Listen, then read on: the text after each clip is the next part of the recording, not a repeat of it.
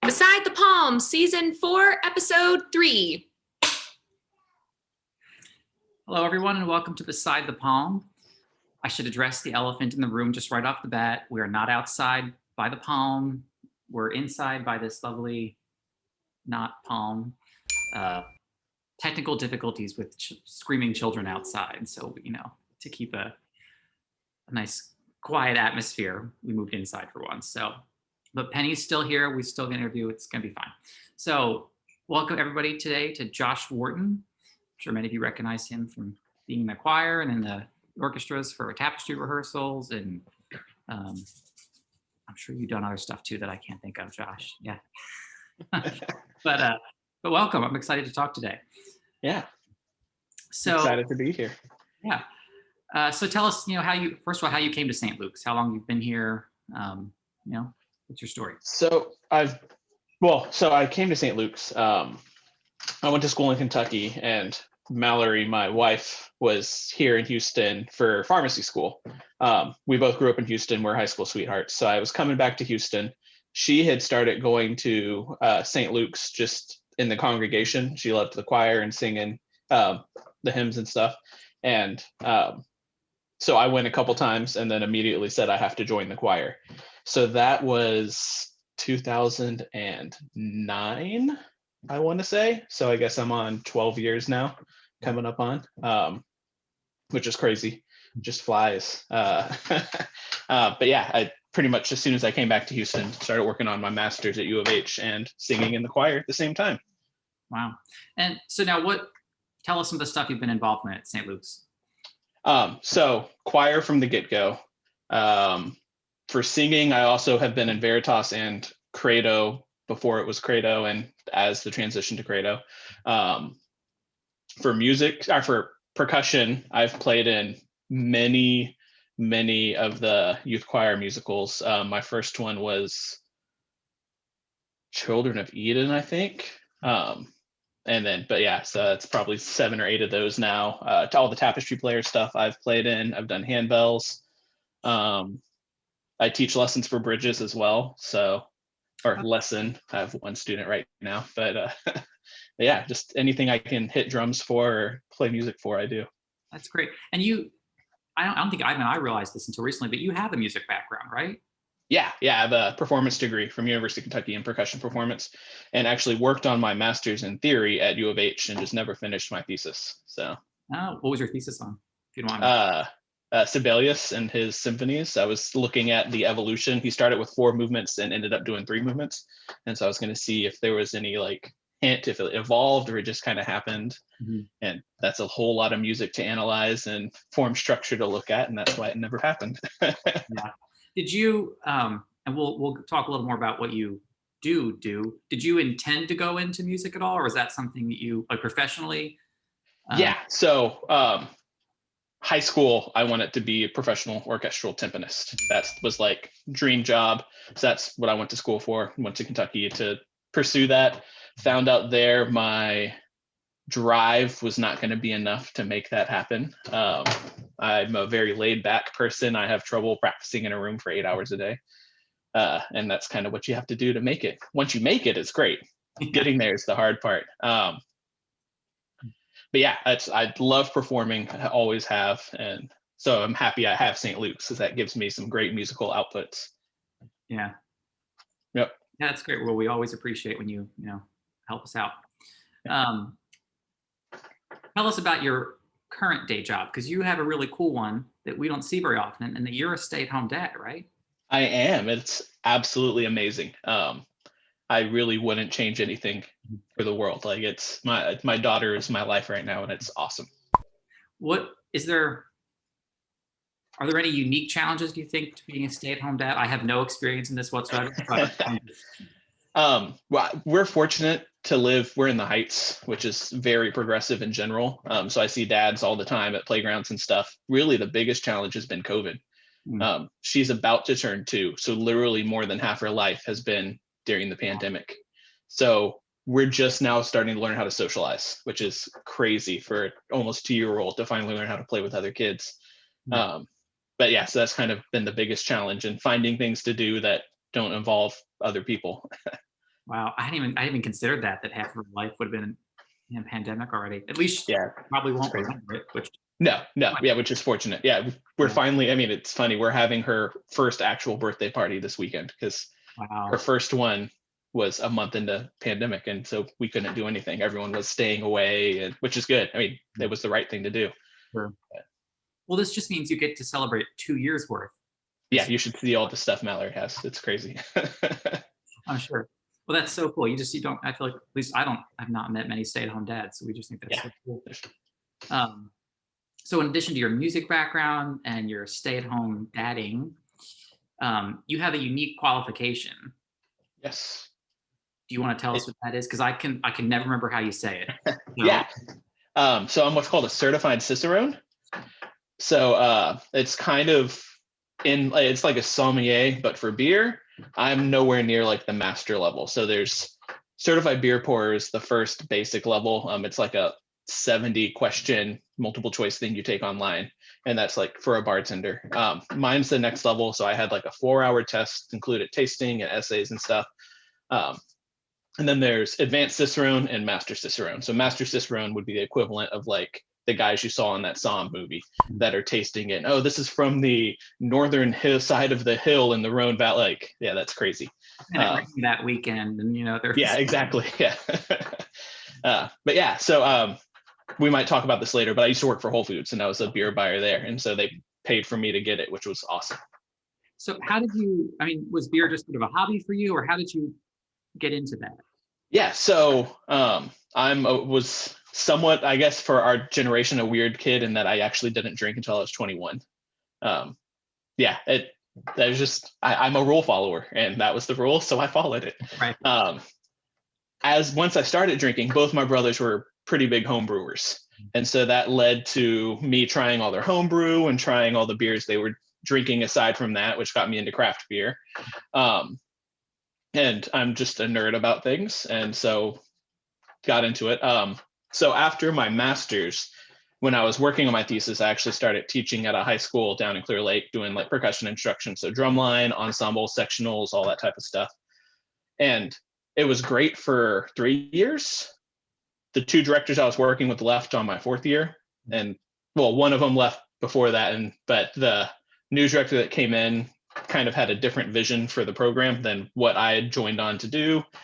And so I was miserable. And Mallory, my wonderful, supportive wife, saw there's a Whole Foods opening that had a brewery inside of it. It's the one over by the Galleria. And they were hiring part-time people. And it's like, awesome, I can do that part-time and still do my teaching stuff. And I just won't put as much time into the teaching, which was fine with me at the time. So I went and started, and it was just a bartending gig, just part-time bartending at the bar at the brewery.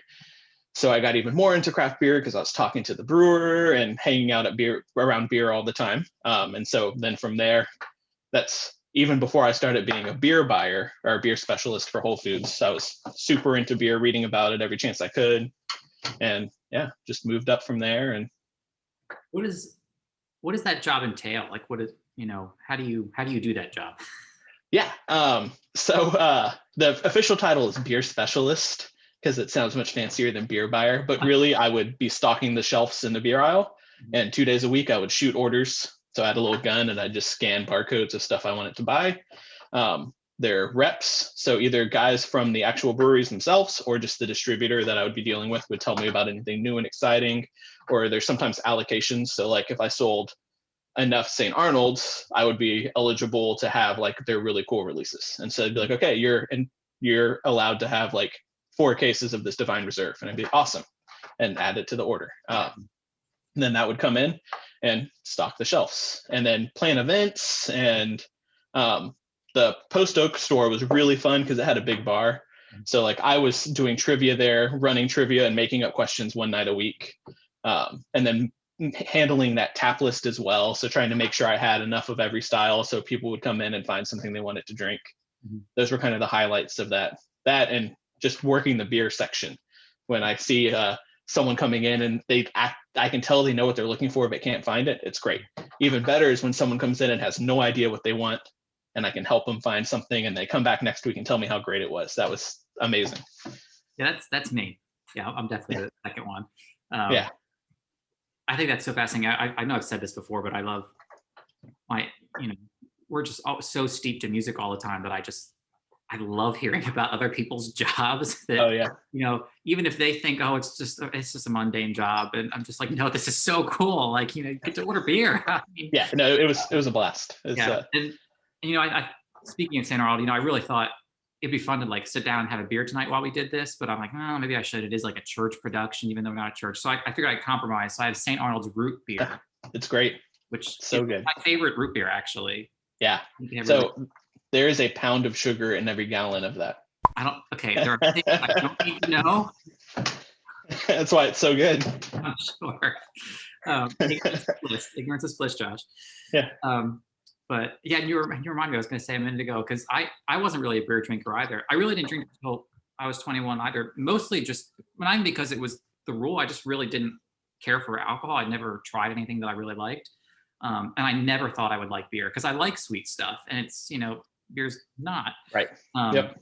And then one day, I think we were out when I was 21. Just put that out there, Mom, if you're watching. We were out with some friends, and I think they ordered like a pitcher of Blue Moon. And I tried it, and I was like, oh, I can get on board with this, and that was sort of my gateway beer. Yeah. Yeah. For me, it was the first beer that like just clicked, and I was like, okay, I see what's happening. It's a Young's Double Chocolate Stout.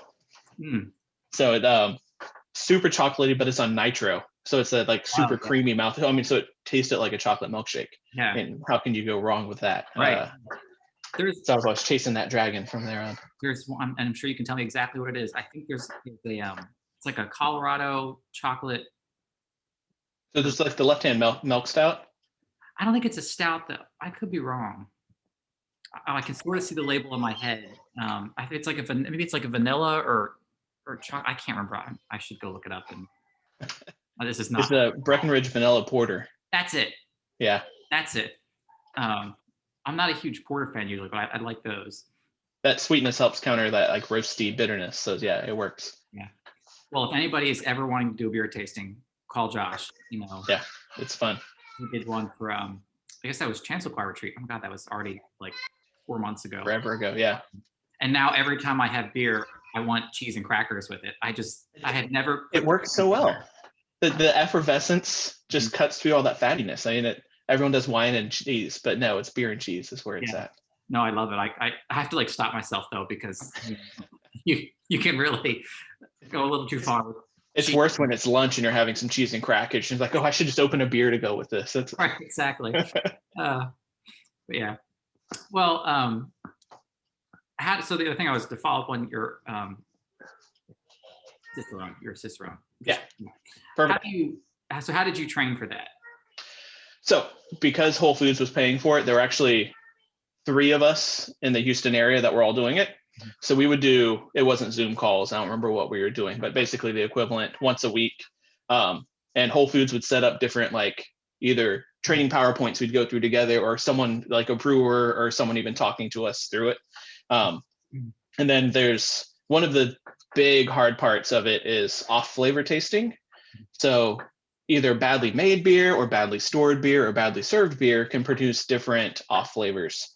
And so we had these little vials that you would put into a glass and then pour a 12-ounce beer on top of it and then split it up amongst us. And we'd have to taste to figure out what we're tasting and why it's happening. And so we just meet once a week or once a month to do those. And then about 2 months before the actual tasting, we all got to go out to Dallas and do like an intense weekend at a distributor up there. That was a ton of fun. It was a lot more social drinking than training drinking, but it was great. Yeah, I'm going out tonight doing some homework. Right. So we'd spend 4 hours at the distributor, and then we'd go hit up 2 breweries. Like, Right, yeah. it was great. That just sounds so difficult to me, though. I mean, trying to figure out all that. I can't even imagine. Yeah, but once you taste it and can recognize it, it ruins you. Like if I go into a bar and I taste a dirty line, it's like I'm not going to drink any beer there now, and I never want to go back. Yeah. Yeah. Well, this is sort of a good segue into my next question. I promise we'll stop talking about beer soon. It's fine. Yeah. I love talking about beer. I figured. My first part of this question is there any like guilty pleasure beers? Like, are you like a closeted like Coors Light guy, or So I joke, Coors is my casino beer because it's that anything better than Coors and you pay for. So Coors Light's my casino beer. Coors Banquet is amazing for what it is. Like just a great, easy porch pounder. Okay. But yeah. And then do you have, if you had to tell someone, I know this, it would vary upon people's different tastes, but if you just had to recommend a beer to our viewers right now, is there any one that's sticking out to you these days? Maybe a new favorite of yours you'd say you have to try? Yeah. So there's a year-old brewery. I was going to say new, but they opened up about a month before pandemic. Brewery called New Magnolia here in the Heights, and they just started canning a dry hopped Kölsch that is amazing.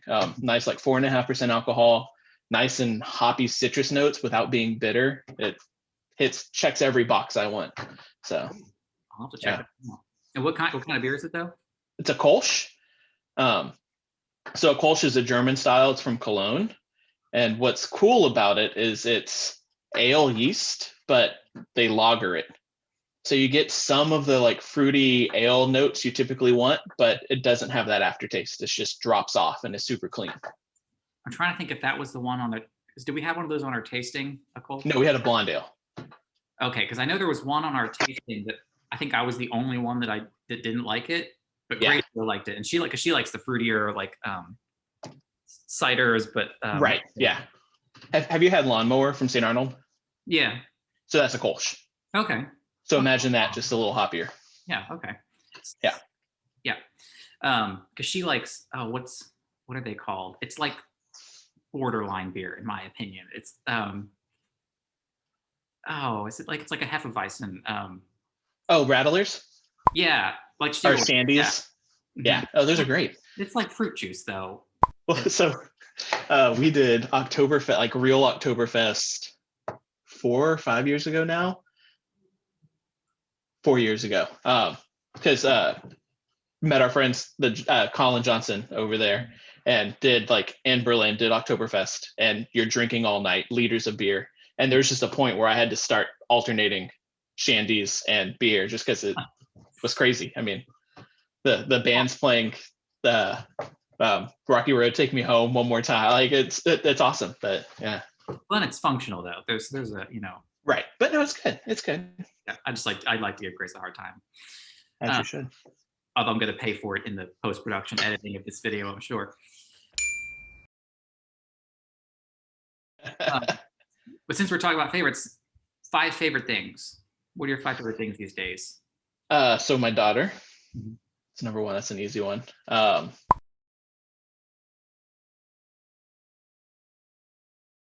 Getting to see family and hang out with family again is awesome. And tagging onto that COVID vaccine. That's amazing. So I'm a huge gaming nerd. And I am. And have you heard of Overwatch? Oh yeah, I've not played it. So that there's an esport Overwatch league, and there's a Houston team, and they actually play tomorrow. I'm excited. The new season starts. So I'm excited for that. And one more favorite thing. Is that 4? I'm looking around to see if anything triggers it. Was that 4 already? Yeah. So Lily, and then general family. Oh, and then vaccine, and then the Overwatch League. And actually, so I have a little upright piano that has been awesome during COVID because I haven't been able to like play my drums. They're locked in a closet at the church right now.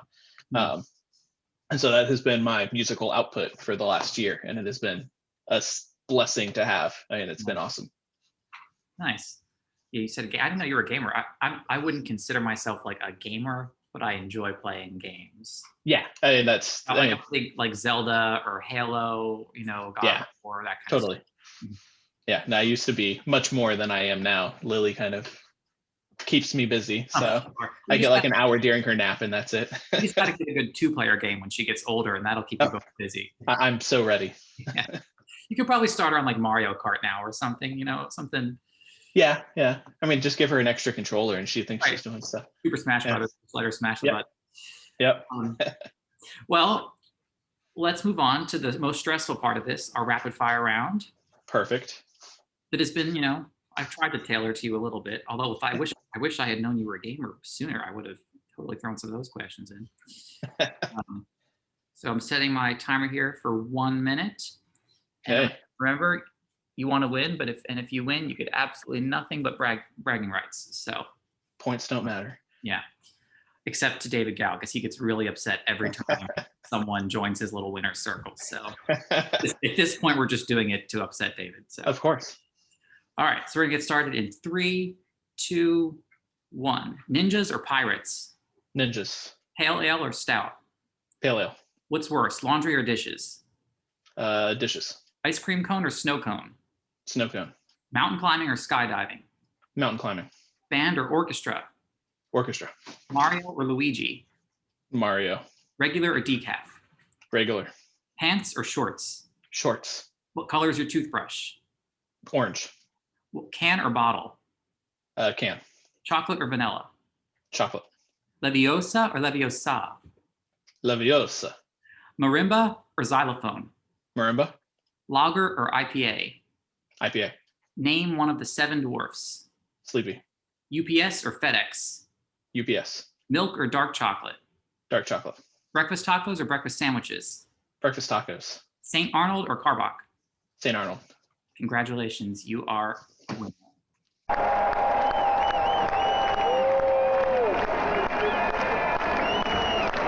With like 5 seconds left, I don't know if people are practicing more for these now. We've had a lot more winners in these last like season or two than we ever did at the beginning. Or maybe the questions are getting too easy. I don't know what's up lately. Yeah. I think people are just home now and they're just, I don't know if they're studying more. I do get people saying like, oh, I'm ready. I've been like, I think Lisa Curry went back and like watched all of the rapid fire rounds and like did them herself at home. I think that was her preparation. That's awesome. Yeah. That's great. Well, so our last question is always, what is one song or piece of music that you'd want people to listen to? And it sounds like you have a pretty diverse musical taste. So I'm curious what. Yeah. So I'm a huge folk music fan. Like Steep Canyon Rangers, stuff like that, like banjo and mandolin, all that.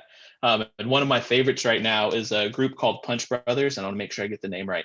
It's Another New World from their Ahoy album. And it's really like rhythmic mandolin playing, and then it's the storytelling lyrics versus like just whatever lyrics. And the story is great. It's about a sailor who gets his dream ship, sails it to another new world, and ends up getting stuck there and has to take his dream ship apart for fire to keep him warm. Like it's heart-wrenching. It's great. I love that story. I'll have to listen. So what's it called again? Another New World. Oh, okay. By Punch Brothers. Cool. Yeah. I got distracted. Penny's going crazy on the couch. I mean, that's what that like growling rumbling is, like that little gremlin. So she's like my little, toddler that I'm trying to, but yes. I can't put her to bed. She always has to do. My dog is asleep in bed right now. Exactly. Well, Josh, it was so nice talking for a little bit tonight. Thanks for making time for us. And of course. And as soon as we can, let's go out for a not sugar-filled beer. That would be awesome. So I will continue to enjoy these, even though you've sort of ruined it now. Just don't think about it. Just drink it. Yes, don't think about it. All right, well, Josh, I'll talk to you soon and take care. Cool. Yeah, have a good night. Yo, bye. Bye.